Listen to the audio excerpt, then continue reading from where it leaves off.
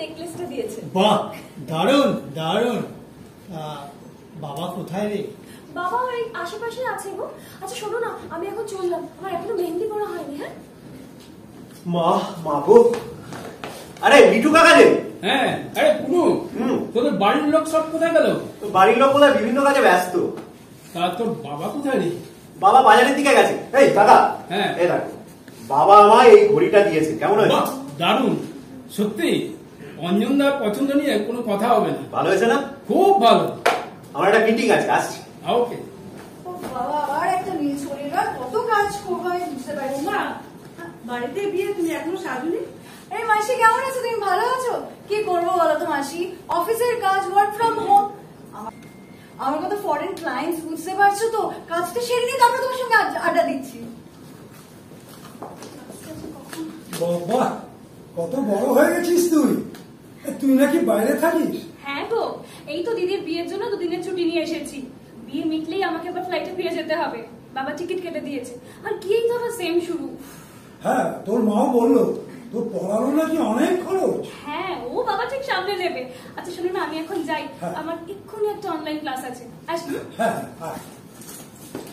ও বাবা, বাপরে বাপ, আরে ঘুরতে এত লোক, আর সব দায়িত্ব কিনা আমার উপরে। কাজের লোক হবে বৌদি, আমি নীলা, আজ থেকে এই পরিবারের সমস্ত কাজের দায়িত্ব আমার। বাবা বাজারে একটা কাজের লোক অন্তত পাওয়া গেল। বৌদি বলছি, বড় ঘরটা পরিষ্কার করে যাও যাও। তাই দাঁড়া, কোথায় যাচ্ছিস? এত কিসের তারা তোর? সকাল থেকে বাবার চা খাটিয়ে যাচ্ছে, দেখা হলাম এক গ্লাস দুধ দিয়ে। হ্যাঁ আমি আসছি। হ্যাঁ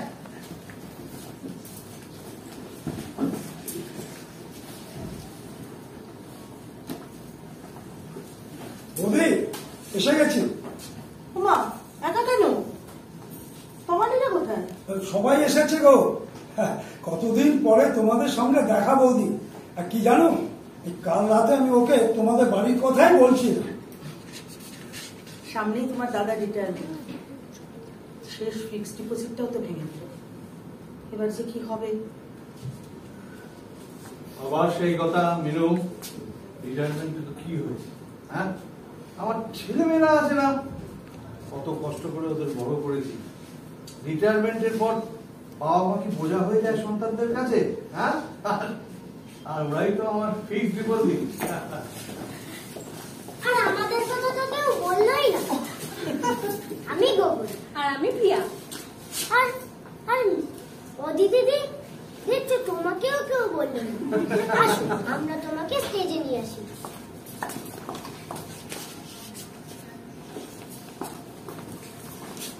নমস্কার, আমি অদিতি, আর এই যে আমাদের বসু পরিবার।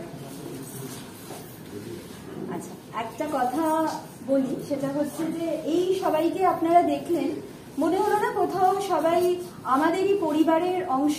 এরকম মানুষ আমাদের খুব চেনা জানা, কোথাও দেখেছি, হয় বাড়িতে, নয় পাশের বাড়িতে, নয় আত্মীয়ের বাড়িতে দেখেছি না? খুব অচেনা লাগলো কি কাউকে? একটু বলুন না প্লিজ। লাগলো না সবাই অচেনা? এরকম মানুষ দেখেননি কেউ? ওকে, সেটাই তো আমাদের, এটাই একটা উদ্দেশ্য ছিল যে আমরা সবাই মিলে আপনাদের জন্য এরকম একটা গল্প নিয়ে আসবো যে চরিত্ররা আমাদের সবার চেনা, আমাদের আশেপাশেরই চরিত্র। সেই নিয়েই বসু পরিবার শুরু হচ্ছে 5 অগস্ট সান বাংলায়। আর একটা কথা বলবো, এই পুরো বিষয়টা তৈরি করার পেছনে আমাকে সামনে নিয়ে আসা হয়েছে যদিও, কিন্তু যারা রয়েছেন, যারা নিরন্তর খেটে চলেছেন, রাইটার বলুন, যারা মেকার, ডিরেক্টর বলুন, আমি তাদের একটু ডেকে নিতে চাই। ঐন্দ্রিলা, প্রজ্ঞা, মিষ্টি, স্বপনদা, নেই? সৌম্য, মিষ্টি নেই?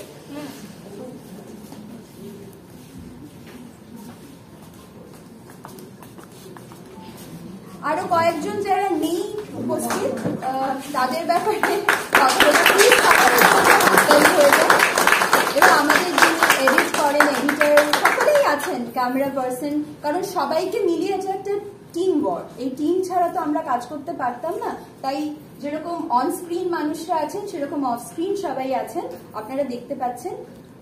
এই প্রসঙ্গে একটা খুব গুরুত্বপূর্ণ কথা আমি বলি, সেটা হচ্ছে যে এই রিটায়ারমেন্ট ব্যাপারটা প্রত্যেকের বাড়িতেই বাবা মায়ের হাত ধরে আসে এবং আমরা সেটা দেখেওছি সেরকম ঘটনা। রিটায়ারমেন্টের পরে কি বাবা মা বোঝা হয়ে যায় পরিবারের কাছে?